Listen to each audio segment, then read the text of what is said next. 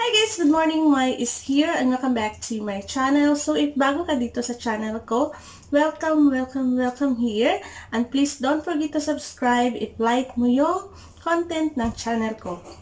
And also, please give me a thumbs up if like mo and press the bell button so that every time I have a new video, you will be updated. So for today, yung gagawin natin is maghuhula ko sa inyo kasi may mga nabili ako sa Zalora guys. And konti lang naman siya, but I just want to share it with you. So today, yun yung gagawin natin. So I have here 7 items. Charing! Okay. So I have here 3 dress, 2 top, tapos 2 shoes. So mayroon akong binili na short, kaso lang kasya siya sa akin, but a little bit na masikip. So binenta ko siya sa friend ko sa church. Kaya yun, wala na siya dito. But yeah, anyway, let's start for this one. This is a kami top, yung tawag sa kanya. So yung kulay niya is black and white. So yung crossback kami top, yung ano niya. So ayan, naka-crossback kasi siya dyan. So yan yung ano niya, crossback kami top.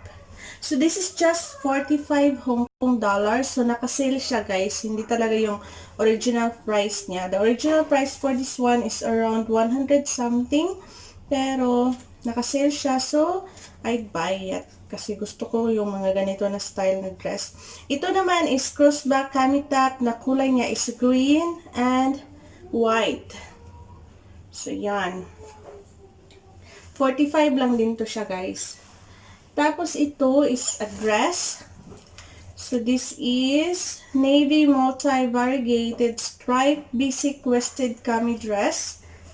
So ganyan siya guys. Simple lang siya.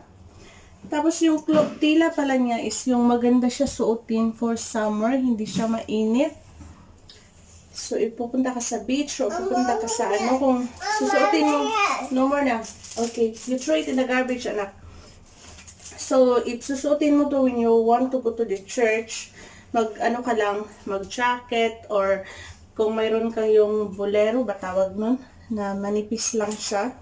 So, okay na siya. Kasi, sinukat ko siya kanina, hindi naman siya masyadong kita dito mo.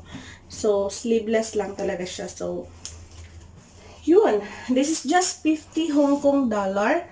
Original price is around 100 something. So, yun. Bumili ulit ako kasi alam niyo na, sale.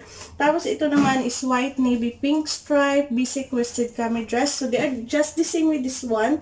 Yung kulay lang nito yung naiba. So, yan siya. So, mayroon akong ano nito, yung try on haul. Trinay ko na siya kanina bago ako nag-ano sa inyo. Bago ako nag-haul.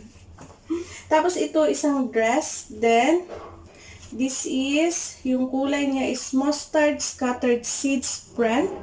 Ruffle cold shoulder dress. So, yan. Ruffle cold kasi dito is open siya. Kaya tinawag siya na ruffle cold. So, ayan. This is just 79 Hong Kong dollar. So, original price is 200 something and naka-sale siya, so we buy it.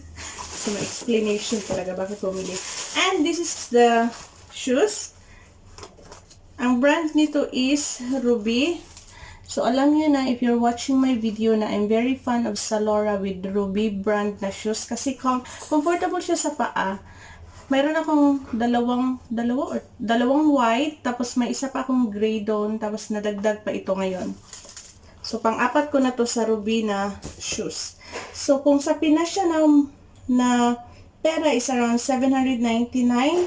So, kung dito siya sa Hong Kong is 199 Hong Kong dollar. Pero nakasale siya around 99 Hong Kong dollar nung binili ko. So, yung kulay niya is soft gray texture. So, Juno Plimsoll. Yung ano niya. So, yan. So, alam niyo na, gustong-gusto ko ng mga ganito guys. Yung comfortable ka lang, maglakad. Hindi ako masyado yung, may mga doll shoes ako, pero mas gusto ko siyang ganyan. Tapos, ito naman is, it's a Kido denim na brand ng shoes. So, material niya is man-made leather. Color niya is white and lilac. Sabi ko, Josephine sneaker. So, yan. Yan siya. Josephine sneaker. What is that? You cannot remove that one. Why you put like this? You always put like this. No. It's this different, that one, because that's the dough, what this one? The dough plate. So we can remove it directly. That one is for the Lego. Dito pala alaga ko. Nilagay niya yung dough sa Lego. Ayaw ma-remove. And then, yeah, this is the shoes. So, ito, kanina sabi ko, purple to siya. Nagsabi ba ako purple? Kanina inisip ko na purple siya. Yun pala is lilac, yung tawag niya na kulay. So, sa loob niya is lilac siya. Tapos sa labas is yung white na kulay. So, ano siya? Kido denim. Kido. Ito siya na brand. Kido. And this is www.kido.company.uk. co.uk. Oh, UK pala to.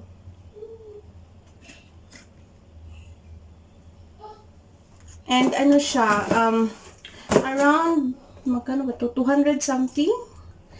200 something? Yeah, 200 something. And then, nakasale siya for 128 Hong Kong dollar. 120 Hong Kong dollar. So, anyway guys, that's all for my haul today. So, i-attach ko lang dito yung try-on ko sa dress, kung bagay ba sa akin. You judge it, kung bagay or hindi. So yeah, anyway, thank you so much for watching. So please don't forget to subscribe and give me a like, and also press the bell button so that every time I have a new video, you will be updated. So thank you so much for watching, and I love you all. So until here na lang. Bye-bye! So katulad ng tulog, first na sinikat ko, pero yun is because yun siya, large.